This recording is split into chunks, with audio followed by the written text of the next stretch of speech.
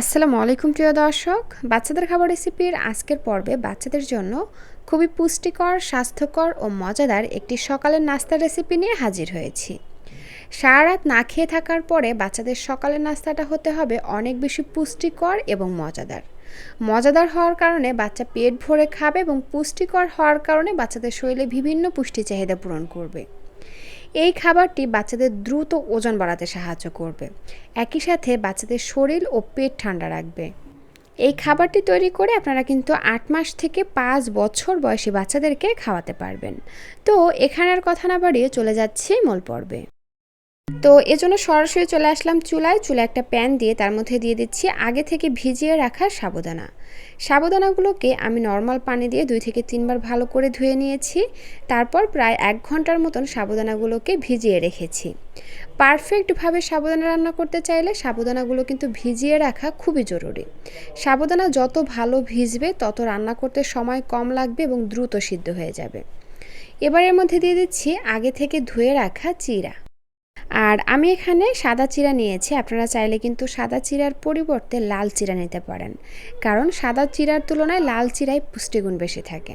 তো যাই হোক, এরপর হচ্ছে আমি এখানে ২ কাপ পরিমাণে লিকুইড গরুর দুধ দিয়ে দিচ্ছি। আসলে আমার বাচ্চা সরাসরি দুধটা খেতে পারে না, ওর গ্যাসের সমস্যা হয়। তো এই জন্য আমি চেষ্টা করি যে দুধটা স্কিপ না করে অন্তত দুধ দিয়ে কোনো না কোনো খাবার তৈরি করে ওকে খাওয়াতে। এতে করে বাচ্চাদের ক্যালসিয়ামের পরিমাণটা ঠিক থাকে, বাচ্চাদের বিভিন্ন পুষ্টি চাহিদা পূরণ হয়ে যায়।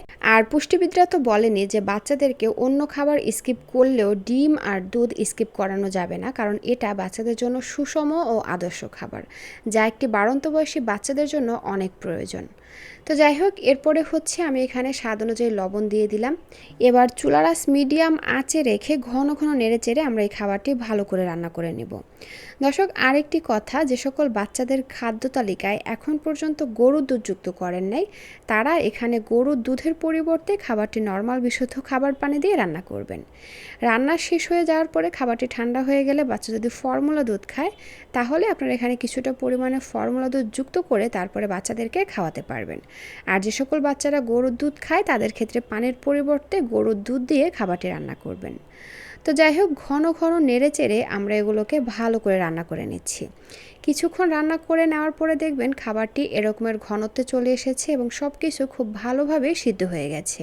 তো যাই হোক, আমাদের এখানে খাবারটি রান্না হয়ে গেছে। আর বাচ্চা একসাথে এতটা খাবার খেতে পারবে না, তো এজন্য আমি আন্দাজ বুঝে বাচ্চা যতটুকু খেতে পারবে ততটুকু একটা বাটিতে তুলে নিচ্ছি।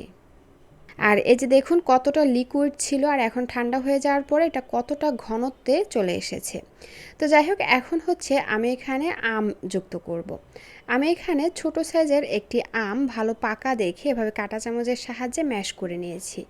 এবার এই খাবারের সঙ্গে আমটিকে দিয়ে ভালো করে মিশিয়ে নিব।